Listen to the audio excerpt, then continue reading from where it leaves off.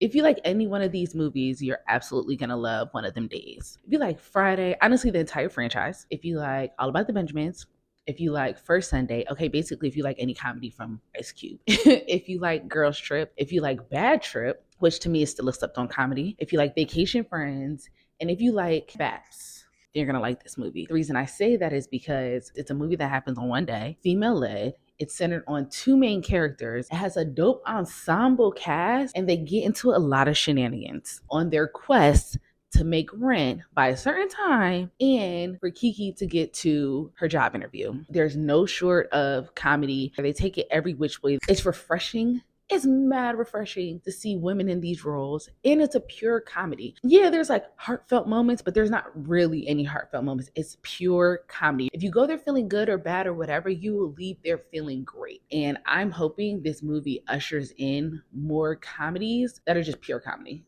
Just a good old hood old adventurous shenanigan time. You know, shout out to everybody involved. I thoroughly enjoyed it. The only thing I didn't super love was the marketing. This movie should have had bigger marketing, more marketing. I would have done something like, I don't know, a campaign to pay off best friend's rent because rent is high.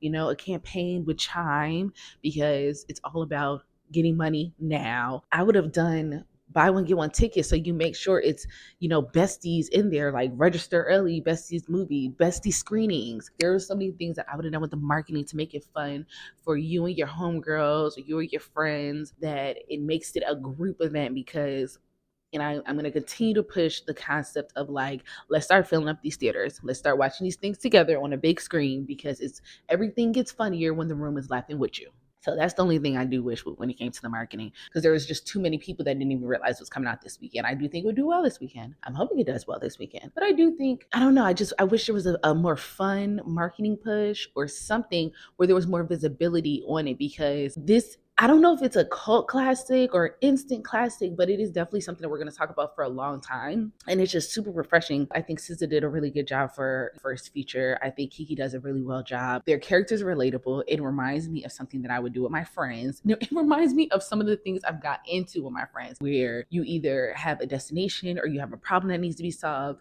or you just have a day where it's like, it's not funny when it happens, but baby, when you're retelling it, one, it sounds so wild, nobody would believe it. But two, it gets funnier every single time. I can't think of the last time where it was just like a pure, just an unadulterated comedy that's just fun. That's why I mentioned those movies, because I was like, if any of those movies are your steez, this is going to be something that you'll enjoy.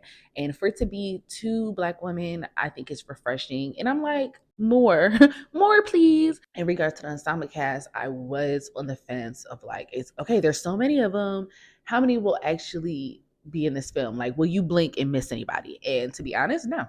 I think this film, everybody that is teased to be in it makes a good enough cameo. Even if it's not for a long time, they're there for a good time. And it plays into the overall wildness of the story. So like I said, I want more of this. I want this to be the beginning, but not the end. So shout out to everybody involved. Shout out to Lawrence Lamont, the director. Shout out to Syreeta Singleton, the writer. Shout out to Issa Rae. Shout out to the entire cast. It's a good time, especially now, especially if you're part of the 92%. This is a great way to just take your minds off of the worries of the world. Especially, 2025 did not come in quietly, okay? And with everything going on, I'm grateful that there is a pure comedy where we can just laugh our problems away. But overall, this film is fire. It's enjoyable. It's a good time. It takes you off of the worries of the world. And if you have not seen it yet, and you like any of the movies I mentioned, or just like anybody that's in the cast, do yourself this favor and go check it out. Once you go check it out, let me know in the comment section how you felt about it. See ya.